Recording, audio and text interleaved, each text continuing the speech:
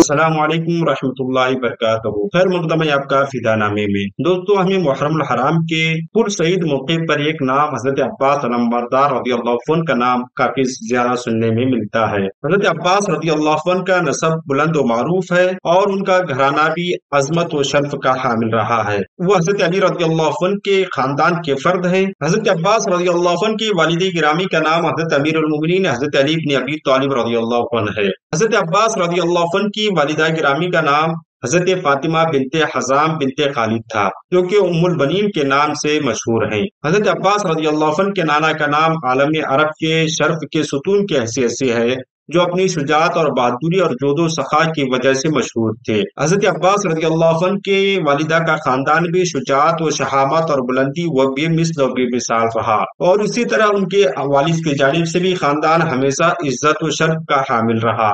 حضرت عباس رضی اللہ عنہ کو مختلف القابات سے جانا جاتا ہے، جن میں سب سے زیادہ مشہور قمر بنی ہاشم ہے، یعنی بنی ہاشم کا چاند ہے۔ حضرت عباس رضی اللہ عنہ اپنی ظاہری وضاحت کے اعتبار سے انتہائی حسین، خوبصورت اور حسن و جمال کے ایک عظیم پیکر تھے، جس کی وجہ سے آپ کو قمر بنی ہاشم کا لقب دیا گیا اور خطاب دیا گیا۔ جس طرح آپ یعنی حضرت عباس رضی اللہ عنہ بنی ہاشم کے چاند ہیں، اسی طرح حضرت علی رضی اللہ عنہ کے گھر کے بھی چاند تھے، پوری اسلامی دنیا کا قمر اور چاند ہیں، کیونکہ آپ نے ہی راہ شہادت کو اپنی دلیری اور قربانی سے روشن کیا اور مقصد شہادت کو تمام مسلمانوں کے روبرو پہنچایا۔ حضرت عباس رضی اللہ عنہ کی شجاعت، بہادری اور ان کے تمام فضائل و کمالات کی مثال و نظیر پوری تاریخ میں ملنی مشکل ہے۔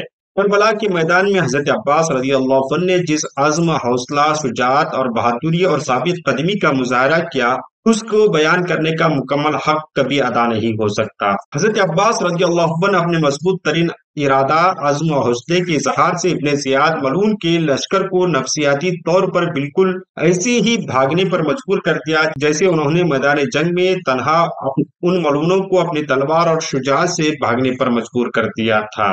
آج تک لوگ حضرت عباس رضی اللہ عنہ کی بہادری اور شجاعت کو مکمل عقیدت اور احترام اور پورے جوش و جذبے کے ساتھ یاد کرتے ہیں۔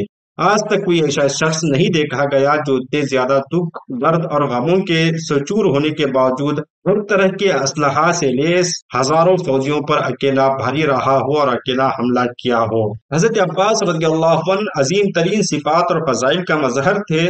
شرافت، شہامت، وفا، ایثار اور دلیری کا مکمل نمونہ تھے۔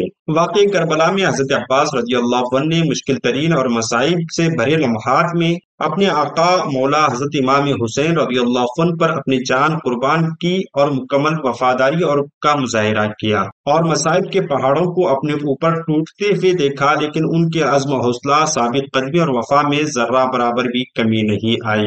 اور یہ یقینی بات ہے جن مصائب کا سامنا حضرت عباس رضی اللہ عنہ نے کیا، ان پر صبر کرنا اور ثابت قدم رہنا فقط اس کے لیے ہی ممکن ہے جو خدا کا مقرب ترین بندہ ہو اور جس کے دل کو خدا نے ہر امتحان کے لیے مضبوط بنا دیا ہو۔ 10 محرم الحرام کو حضرت امام حسین رضی اللہ عنہ نے ان کو اپنے پیاسے بچوں، خصوصاً اپنی 4 سالہ بیٹی سکینہ بنت الحسین کے لیے پانی لانے کا حکم دیا، مگر ان کو صرف نیزہ اور علم کے ساتھ رہنے کا حکم دیا گیا۔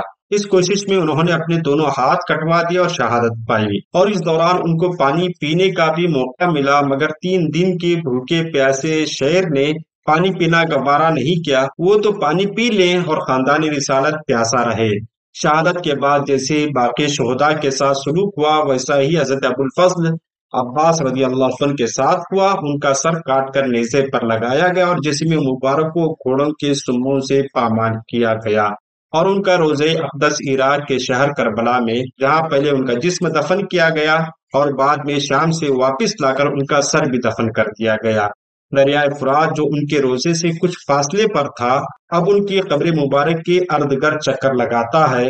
یہ واقعہ اکثر و بیشتر آپ خطیبوں سے محرم الحرام کے مہینے میں سماعت کرتے رہتے ہیں۔ ہماری دعا ہے کہ رب قدیر ہمیں حضرت عباس علمبردار جیسا جذبہ، جوش، وفاداری اور عزم و استقلال عطا فرمائے۔ اگر آپ کو ہمارا چینل پسند آ رہا ہو تو سبسکرائب کریں، جوائن کریں، ممبرشپ حاصل کریں اور سپر تھینکس پہ بٹن کلک کر کے ڈونیٹ کریں۔ ملتے ہیں اگلی ویڈیو میں۔ السلام علیکم۔